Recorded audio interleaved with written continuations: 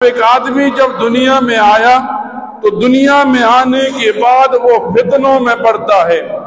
ہزاروں قسم کے فتنے ہیں، لیکن 4 فتنے ایسے بڑے نظر آتے ہیں جو ایمان کو، اسلام کو، عبادات کو ضائع کر کے رکھ دیتے ہیں. نبی کریم صلی اللہ علیہ وسلم فرماتے ہیں سب سے پہلا فتنہ مال کا ہے کہ انسان کے دل میں مال کی محبت ہوتی ہے تو وہ بخل کو اپنا امام بنا لیتا ہے. اب بخل کی تعریف کی جائے، لوگ سمجھتے ہیں مال کو اپنے پاس مضبوط رکھ کر کے رہنا.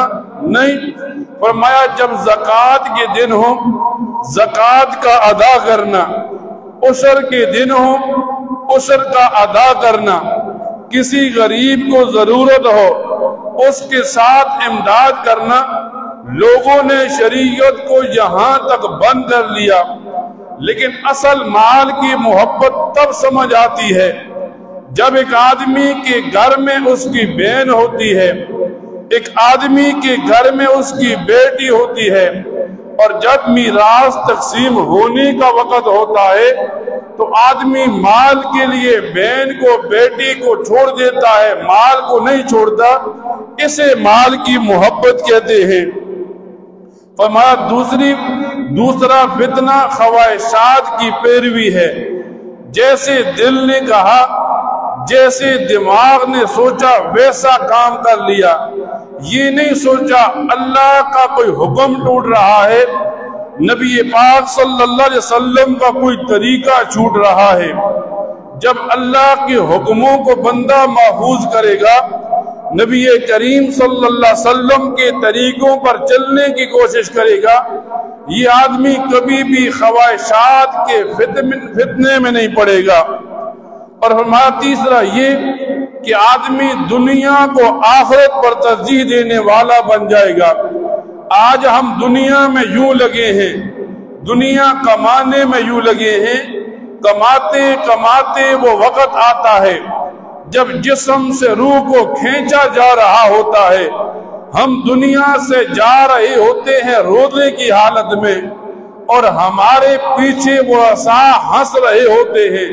کب یہ دنیا سے جائے گا؟ کب ہم اس کے حرام مال پر مزے کریں گے؟ کب یہ دنیا سے جائے گا اور ہم اس کے لیے گناہ اکٹھے کر کر کے بھیجیں گے؟ فرمایا دنیا اتنی کمائے بندہ جتنا دنیا میں رہنا ہے، آخرت اتنی کمائے جتنا آخرت میں رہنا ہے. فرمایا چوتھی بات یہ، نبی کریم صلی اللہ علیہ وسلم فرماتے ہیں چوتھا فتنہ رائے کا گھمنڈ ہے. بس میں نے جو بات کہہ دی وہ غلط نہیں ہو سکتی.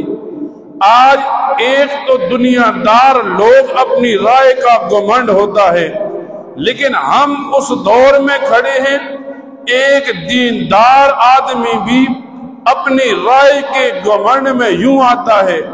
ایک آدمی غلط نماز پڑھ رہا تھا، ہم نے رہنمائی کر دی، آپ نماز غلط پڑھتے ہیں، تو وہ آدمی یہ نہیں کہتا مجھے علم نہیں تھا، بلکہ سامنے والا کہتا ہے میں حاجی ہوں، میں نے حج کیا ہے، میں نے کعبے میں نمازی دیکھی ہیں، وہاں میں نے نمازیں پڑھی، کسی نے میری نماز کی غلطی نہیں نکالی. اب اسی بات کو رائے کا گھمنڈ کہتے ہیں. ایک آدمی آیا، مسواک کرنے لگا، پانی بہ رہا ہے. کسی نے کہا اللہ کا گھر ہے کہ ساتھ ہو جائے. کس طرح؟ فرمایا جہاں مسلمان زیادہ ہو. آج کل سردیوں کا موسم ہے اور سردیوں کے ان دنوں میں کئی فتنے سر اٹھاتے ہیں. جیسے پچھلے جمعے کو بیان کیا جراب کے مسئلے کا.